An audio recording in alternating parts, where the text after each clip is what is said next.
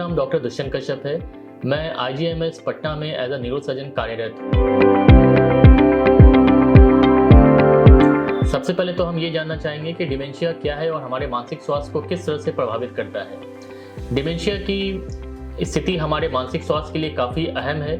Dementia के लक्षण ये हैं कि इसके आने के बाद रोगी को अत्यधिक अवसाद या बेचैनी या फिर छोटी छोटी बातों पे मूड स्विंग जिसे हम बोलते हैं, चिड़चिड़ापन, डर और वहम की स्थिति। इसके कारण रोगी के इमोशनल जिसे हम भावनात्मक बोलते हैं कि उसके सोचने समझने की स्थिति को हर तरह से प्रभावित करता है। डिमेंशिया के सबसे शुरुआती लक्षण ये हैं कि याददाश्त में कमी, एकाग्रता में कमी, छोटी छोटी रोजमर्रा की काम जिसे कि रोगी बहुत आसानी से कर सकता था, डिमेंशिया आने के बाद उसे इन कामों को करने में काफ़ी कठिनाई का सामना होता है। रोजमर्रा की बोलचाल की किसी भी कन्वर्सेशन में, बातचीत करने में उसे बोलने के समय शब्दों की कमी महसूस होती है। डिमेंशिया के मानसिक लक्षणों को प्रबंधित करने के लिए केयर गिवर्स कैसे मदद कर सकते हैं। जो रोगी के देखभाल करने वाले लोग हैं वो डिमेंशिया के साइकोलॉजिकल सिम्टम्स को कम करने के लिए इस तरह से मदद कर सकते हैं कि रोगी के आसपास एक शांत वातावरण को मेंटेन करना बहुत ज़रूरी है। उनसे बातचीत करने के लिए उन्हें किसी भी तरह के दबाव में नहीं रखना है, भावनात्मक सपोर्ट की ज़रूरत होती है और फिर समय रहते जल्दी से जल्दी किसी प्रोफेशनल की हेल्प लेनी है, जिससे कि रोगी को लक्षणों को आगे बढ़ने में हम लोग समय रहते रोक सकें। म्यूजिक और आर्ट थेरेपी डिमेंशिया के लक्षणों को काफ़ी हद तक कम कर सकता है। सबसे ज़रूरी तो ये है कि ये रोगी में एक कॉन्फिडेंस पैदा करता है, उसके सोचने समझने की शक्ति और उसके आसपास के वातावरण को शांत रखता है, जिसके कारण उसका चिड़चिड़ापन कम होता है। उसे रोगी को खुद को व्यक्त करने में आसानी होती है, किसी भी प्रकार का प्रेशर उसके दिमाग पर नहीं पड़ता है, नकारात्मक सोच में से एक पॉजिटिव एनर्जी मिलती है और उसका चिड़चिड़ापन भी काफ़ी हद तक कम होता है।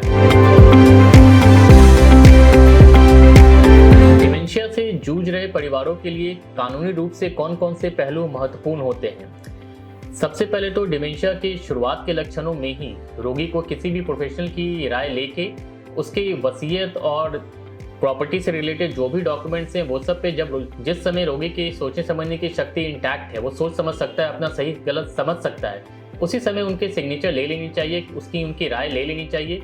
क्योंकि जैसे जैसे बीमारी बढ़ेगी उनके सोचने समझने की शक्ति कम होती जाएगी।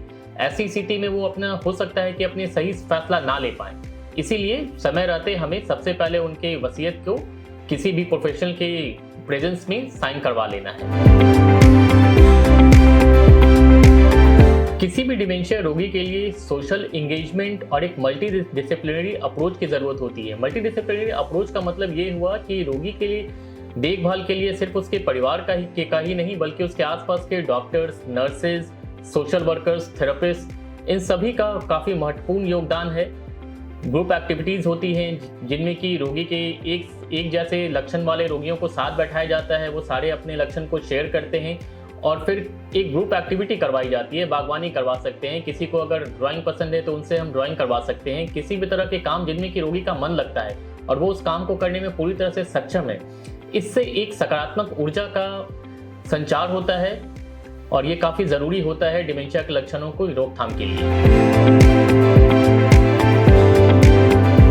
डिमेंशिया से प्रभावित व्यक्ति की देखभाल के लिए परिवार वाले अपना स्ट्रेस लेवल किस तरह से कम कर सकते हैं। तो इसके लिए ये ज़रूरी है कि परिवार को बीमारी के बारे में पूर्ण रूप से पहले ही बता दिया जाए और जितने भी लोग रोगी के आसपास हैं जो उनकी केयर करने वाले हैं उन सबको कार्य को बांट लेना है। एक ही आदमी को पूरे समय रोगी के देखभाल करने में काफ़ी भार पड़ सकता है। परिवार के सभी लोगों को अगर बीमारी के बारे में पूर्ण रूप से वो लोग अवगत रहेंगे तो इनसे उनके ऊपर मानसिक और फिजिकल दोनों तरह का दबाव बहुत ही कम होगा। इसके अलावा डिमेंशिया के रोगियों को हमारा सबसे जो अहम किरदार इसका है कि हम रोगी को इंडिपेंडेंट रखें। जितना उन्हें डिपेंडेंट बनाएंगे उतना डिमेंशिया के लक्षण और तेजी से बढ़ेंगे।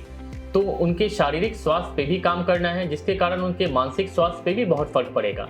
किसी भी तरह का फिजिकल एक्टिविटी, किसी भी तरह का एक्सरसाइज, वॉकिंग, कोई खेल कूद जिसमें भी रोगी का मन लगता है, ये सब करते रहने से एक सकारात्मक ऊर्जा का संचार होता रहेगा और उसके अलावा दिमागी कसरत भी इसके साथ होती है।